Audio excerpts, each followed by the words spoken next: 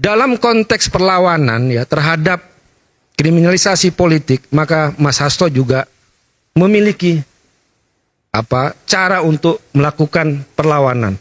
Termasuk dan dalam konteks pemberantasan korupsi, tadi saya menyampaikan ketika kasus korupsi itu hanya tebang pilih, ya, hanya tajam kepada PDI Perjuangan, padahal bukti-bukti yang ada di pengadilan fakta hukum itu nggak ada. Ya, tapi tumpul kepada yang lain, maka waktunya kita bisa bongkar-bongkaran kasus korupsi yang benar-benar melibatkan pejabat negara. Halo permisa, kali ini kita akan membahas dan menyimak sama-sama video yang begitu sengit, begitu panas antara Guntur Romli dan Ade Armando. Guntur Romli mengatakan bahwa KPK ini dalam melakukan sebuah penyidikan, dalam mentersangkakan Hasto, ini tebang pilih. Akhirnya ketika KPK seperti itu, maka ia akan membongkar semua skandal-skandal kasus korupsi petinggi-petinggi negara Indonesia. Tapi kemudian itu dibantah oleh Ade Armando. Kenapa tidak sebelumnya semua itu dibongkar ketika memang ada buktinya? Mari kita simak sama-sama videonya. Dalam konteks perlawanan ya terhadap kriminalisasi politik, maka Mas Hasto juga memiliki cara untuk melakukan perlawanan. Termasuk dan dalam konteks pemberantasan korupsi, tadi saya menyampaikan ketika kasus korupsi itu hanya tebang pilih, ya, hanya tajam kepada PDI Perjuangan, padahal bukti-bukti yang ada di pengadilan fakta hukum itu nggak ada. Nah, tapi tumpul kepada yang lain, maka waktunya kita bisa bongkar-bongkaran kasus korupsi yang benar-benar melibatkan pejabat negara. Ini skandal pejabat nih merucut nih, artinya itu kasus korupsi ya? Nggak ada kaitan korupsi, sama keluarga? Penyalahgunaan, kewenangan, kemudian juga penggunaan hukum sebagai alat untuk membunuh, menyerang lawan. Jadi bukan aib pribadi dalam artian bahwa kehidupan pribadinya, bukan PDI ya? Perjuangan tidak tertarik untuk bicara isu-isu personal dan isu-isu pribadi seseorang. Tapi kita mau fokus benar-benar, kalau ini adalah serangan politik, maka ini kita akan bisa melakukan perlawanan politik. Kemudian kalau ini isu hukum, kita juga bisa melakukan perlawanan hukum. Dan itu semuanya baik.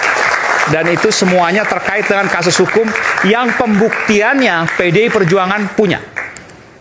Bukti-bukti itu ada di Mas Hasto. Kemudian juga videonya juga ada di Mas Hasto. Lebih dari satu kasus? Ya, dan itu juga beberapa dokumen juga dititipkan kepada Ibu Koni waktu Ibu Koni datang ke Indonesia kemudian kembali ke Rusia.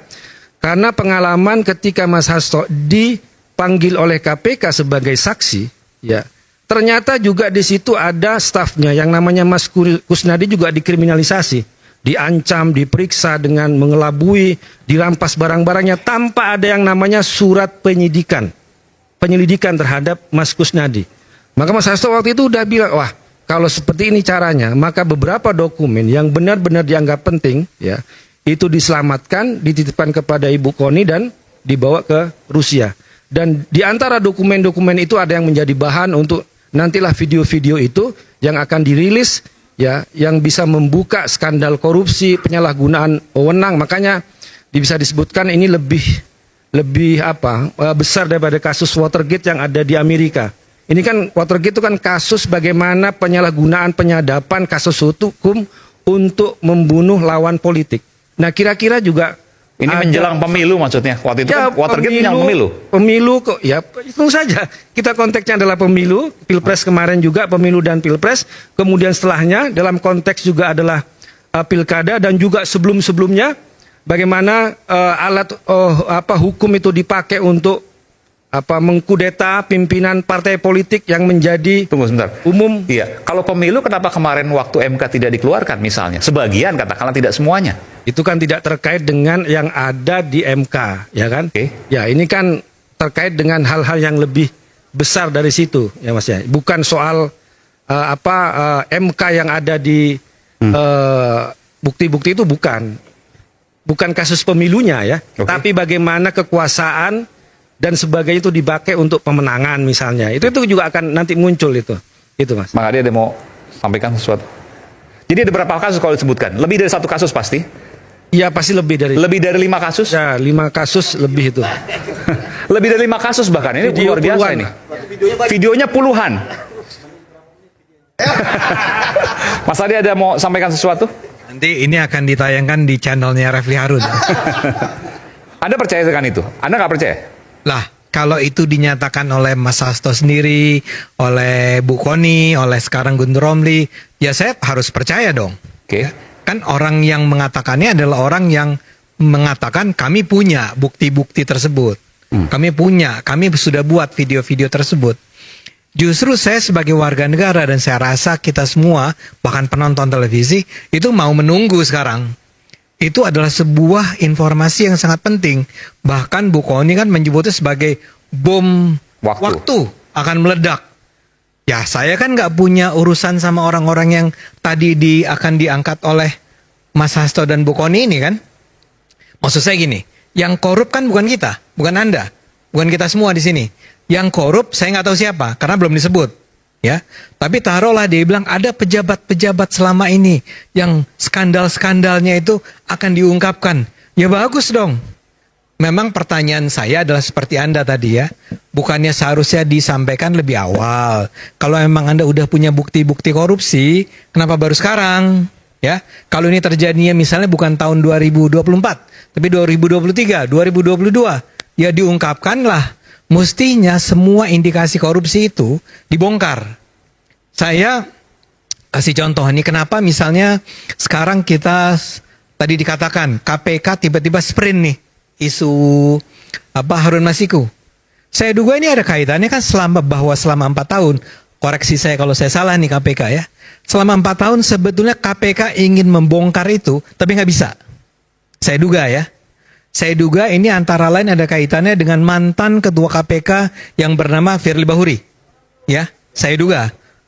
Dia udah bersalah kan, dia mundur. Diberhentikan ya. Oh, dia tersangka sekarang. Jadi ini selama 4 tahun, teman-teman KPK itu ingin segera membongkarnya. Karena mereka merasa punya informasi yang cukup bahwa something terribly wrong terjadi nih dalam kasus Harun Masiku. Dan sejak tahun 2020, lagi-lagi koreksi saya kalau salah, memang nama Hasto sudah disebut. Apakah sebagai tersangka, apakah terlibat, apakah pemeran, saya nggak tahu ya. Cuman sudah bahkan Jadi maksudnya waktu itu diintervensi oleh PDI Perjuangan. Tapi tadi disebutkan. Saya nggak bilang ada intervensi dari PDIP. Ada kecurigaan ke sana. Tapi saya sebutkan. Saya tidak ya. Logikanya maksud juga tadi disebutkan. Kalau seandainya Mas Hasto sebagai sekjen pada waktu itu yang berkuasa, ya kan? Pada waktu kan 5 tahun lalu sebelum pemerintah sekarang berkuasa, nggak akan ada kasus Harun Masiku, itu gimana penjelasan? Setuju. Saya cuma mau bilang bahwa dalam 4 tahun tersebut dari tahun 2020 sampai 2024, ya pasti ada pihak-pihak yang dengan sengaja mencegah jangan sampai ini terbongkar. Karena buktinya adalah sekarang begitu udah ganti ketuanya, ya Firly Bahurinya diganti, ketua yang baru, dan kemudian PDIP-nya sendiri tidak menjadi sebuah partai dominan. Ya, tiba-tiba sprint. Dan itu menurut saya ya biasa-biasa aja. Selama ini ditahan-tahan, begitu dikasih kesempatan sprint. Ya. Kalau Anda tanya ke saya, menurut saya Pak Hasto salah nggak? Saya sih percaya dia salah. Tapi kan saya percaya, belum tentu benar. Kok bisa percaya dari mana? Karena tadi dari 2020 sudah disebut, ya.